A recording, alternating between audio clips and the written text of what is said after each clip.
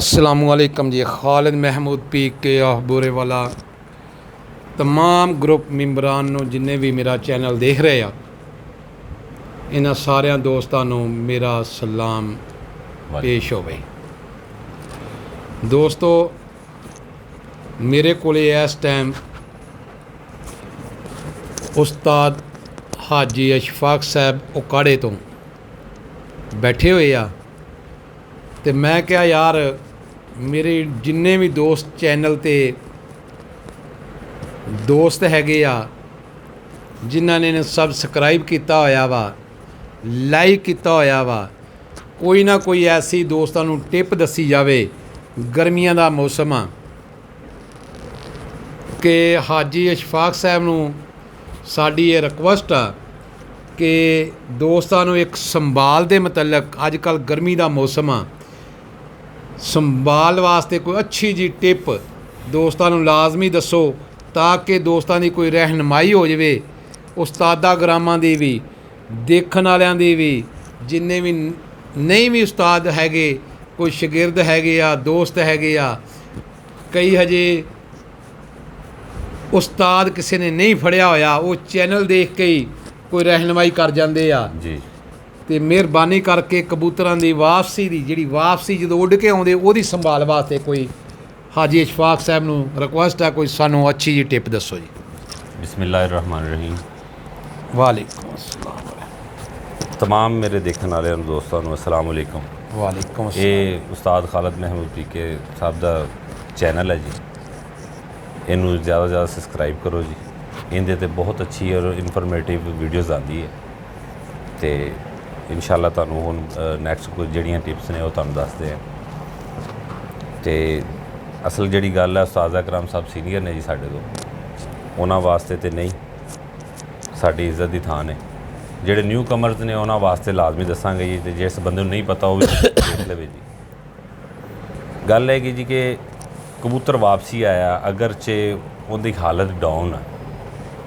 एक चीज़ ज़हन च रखो कि उस कबूतर नूं धुप तो चुको उन्होंने ऐसी जगह पर लैके आओ ऐसे टैंपरेचर जिथे उन्होंने सुकून मिले।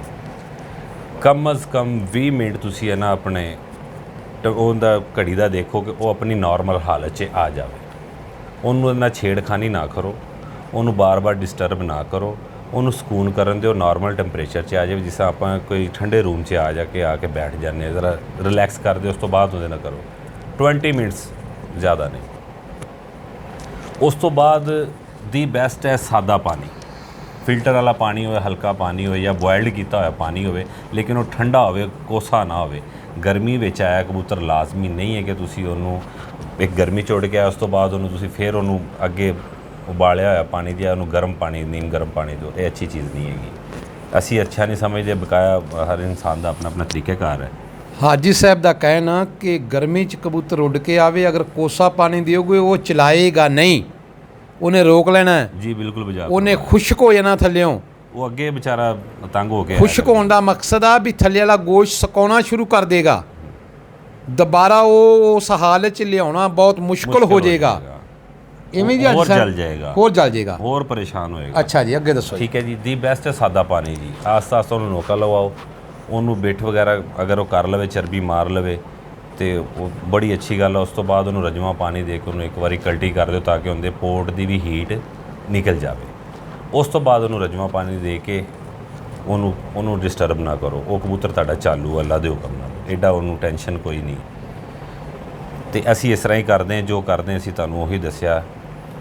इस तो अगे जिहड़ी चीज़ है जी कि 2 बादाम तो छोटी इलायची हाफ छोटी इलायची हाफ हो लेकिन उनके दाने अंदरों ब्लैक होना है जेहन च रखा जी। जिंदा इलायची हो यानी कि अच्छी इलायची हो विचों मुर्दा इलायची ना हो जिंदे ब्राउन जे लाइट ब्राउन जे पूरे पूरे आते वो ना हो खुशबूदार दाने होन। इन्हां 2 बादाम तो इलायची नूं किसी दोरी दे विच पा के उत्तों डंडे नाल रगड़ो चंगी तरह अच्छी तरह रगड़ के उहदे पौना गिलास एक पानी का पा लो।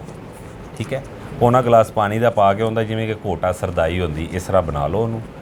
उस तो बाद उन्होंने की करो उन्होंने एक उबाला लाजमी देना तुसी जो बादाम की तासीर तो उनकी छोटी इलायची की तासीर उनके विच आ जाएगी तो बादाम की जी चिकनाहट वो भी उनके विच आ जाएगी। ये भी कबूतर वास्ते उदों चलान वास्ते ज़रूरी होंदी है। अच्छा ਇਹਨੂੰ ਬੁਆਲਾ ਦੇਣ ਤੋਂ ਬਾਅਦ ਇਹਨੂੰ ਕੱਪੜ ਛਾਨ ਕਰਕੇ ਇਹਨੂੰ ਠੰਡਾ ਕਰ ਲਓ। ਇਸ ਨਾਲ ਤੁਸੀਂ ਕਬੂਤਰ ਸੰਭਾਲੋਗੇ ਇਨਸ਼ਾਅੱਲਾ। ਦੁਆਵਾਂ 'ਚ ਯਾਦ ਰੱਖੋਗੇ ਉਸਤਾਦ ਖਾਲਿਦ ਮਹਿਮੂਦ ਪੀਕੇ ਨੂੰ ਵੀ ਤੇ ਸਾਨੂੰ ਵੀ। ਇਹ ਤੁਸੀਂ ਪਹਿਲੇ ਇਹ ਚੀਜ਼ ਕਹੀ ਆ ਕਿ ਕਬੂਤਰ ਨੂੰ ਨਾਰਮਲ ਹੋਣ ਦਿਓ 20 ਮਿੰਟ। ਜੀ ਜੀ, ਉਸ ਤੋਂ ਬਾਅਦ ਹੀ 20 ਮਿੰਟ ਤੋਂ ਬਾਅਦ ਤੁਸੀਂ ਕਿਹਾ ਜੀ ਸਾਦਾ ਪਾਣੀ ਦੀਆਂ ਨੋਕਾਂ ਲਵਾਓ। ਜੀ ਜੀ, ਬਾਅਦ ਤੁਸੀਂ ਇਹ ਗੱਲ ਕਹੀ ਆ ਕਿ ਉਹਨੂੰ ਰਜਮਾ ਪਾਣੀ ਇੱਕ ਦਫਾ ਪਿਆਓ।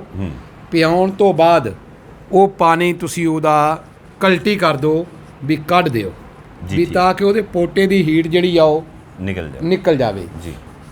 ਉਹ ਨਿਕਲਣ ਤੋਂ ਬਾਅਦ ਇਹ ਰਗੜਾਈ ਵਾਲਾ ਨਹੀਂ, ਇਹ ਦੂਸਰਾ ਆਪਸ਼ਨ ਹੈ ਜੀ। ਮਾਜ਼ਰਤ ਨਾਲ ਇਹ ਦੂਸਰਾ ਆਪਸ਼ਨ ਆ। ਪਹਿਲੇ ਸਾਦਾ ਪਾਣੀ ਆਪਸ਼ਨ ਹੈਗਾ, ਅਗਰ ਉਹਦੇ ਨਾਲ ਚੱਲਦਾ ਠੀਕ ਹੈ। ਬਹੁਤ ਜ਼ਿਆਦਾ ਡਿਸਟਰਬ ਹੈ ਨਾ ਜੀ, ਯਾਨੀ ਕਿ ਕੋਈ ਕੀਮੇ ਗਰਮ ਕਰਨ ਨੂੰ ਇਨਸਾਨ ਦਾ ਦਿਲ ਕਰਦਾ, ਕਬੂਤਰ ਬਹੁਤ ਜ਼ਿਆਦਾ ਡਾਊਨ ਹੈਗਾ, ਸਾਦੇ ਪਾਣੀ ਨਾਲ ਨਹੀਂ ਚੱਲ ਰਿਹਾ, ਫਿਰ ਇਹਦੇ ਨਾਲ ਤੁਸੀਂ ਸੰਭਾਲਣਾ। ਇਹਦੇ ਨਾਲ ਸੰਭਾਲਣਾ। ਜਿਹੜਾ ਫਿਰ ਤਰੀਫਲੇ ਦਾ ਪਾਣੀ ਦਿੰਦੇ, ਇਹ ਕਿਸ ਵਕਤ ਦੇਣਾ ਚਾਹੀਦਾ? ਤਰੀਫਲੇ ਦਾ ਪਾਣੀ ਉਸਤਾਦ ਜੀ ਕਿਸੇ ਟਾਈਮ ਇਨਸਾਨ ਕੋਈ ਚੀਜ਼ਾਂ ਮੌਜੂਦ ਨਹੀਂ ਹੁੰਦੀ। ਮਾਜ਼ਰਤ ਨਾਲ ਗੱਲ ਇਜ਼ਾਫਾ ਕਰਨ ਦਾ ਇਸ ਤਰ੍ਹਾਂ ਸੀ, ਇੱਕ ਚੀਜ਼ ਇੱਕ ਟਾਈਮ ਨਹੀਂ ਮੌਜੂਦ ਹੁੰਦੀ, ਤੁਸੀਂ ਦੂਸਰੀ ਕਰ ਸਕਦੇ ਹੋ। ਇੱਕ ਤਰੀਕਾਕਾਰ ਨਹੀਂ ਹੈ ਜੀ। ਇਲਾਜ ਦੇ ਹੋਮਿਓਪੈਥਿਕ ਵੀ ਹੈ, ਐਲੋਪੈਥੀ ਵੀ ਹੈ ਤੇ ਤਿੱਬ ਵੀ ਹੈ। ਇਹ ਸਾਰਾ ਕੁਝ ਵਿੱਚੇ ਮਿਕਸ ਹੋ ਕੇ ਸਾਰੇ ਮਾਮਲਾ ਚੱਲਦੇ ਨੇ। ਤੇ ਇਹ ਹਾਜੀ ਸਾਹਿਬ ਦਾ ਕਹਿਣਾ ਕਿ ਅਗਰ ਕਿਸੇ ਆਦਮੀ ਦੇ ਕੋਲੇ ਤਰੀਫਲਾ ਨਹੀਂ ਮੌਜੂਦ ਹੁੰਦਾ ਤੇ ਇਹ ਵੀ ਤਰੀਫਲੇ ਦੀ ਜਗ੍ਹਾ ਤੇ ਬਹੁਤ ਅੱਛਾ ਕੰਮ ਕਰਦਾ ਹੈ। ਤਾਂ ਬੜਾ ਮੁਜਰਬ ਹੈ ਜੀ। ਇਹ ਵੀ ਅੱਧੀ ਇਲਾਇਚੀ ਹਾਂਜੀ, ਦੋ ਬਦਾਮ ਉਹਨਾਂ ਦੀ ਸਰਦਾਈ ਬਣਾ ਕੇ ਪੌਣਾ ਗਲਾਸ ਪਾਣੀ ਕਲਟੀ ਤੋਂ ਬਾਅਦ ਹਾਂਜੀ ਇਹਨੂੰ ਇੱਕ ਦਫਾ ਕੋਸਾ ਕਰਨਾ, ਫਿਰ ਨਾਰਮਲ ਕਰਕੇ ਥੋੜਾ ਥੋੜਾ ਕਰਕੇ ਦਿਓ। इंशाअल्लाह ताला कबूतर बहाल हो जाएगा, बेहतरीन बहाल होएगा। बहुत अच्छी संभाल हाजी साहब ने दसी आ। हम बनेंगे आप दोस्तों की आवाज़। अल्लाह हाफिज़। खालिद महमूद पीक के बुरे वाला।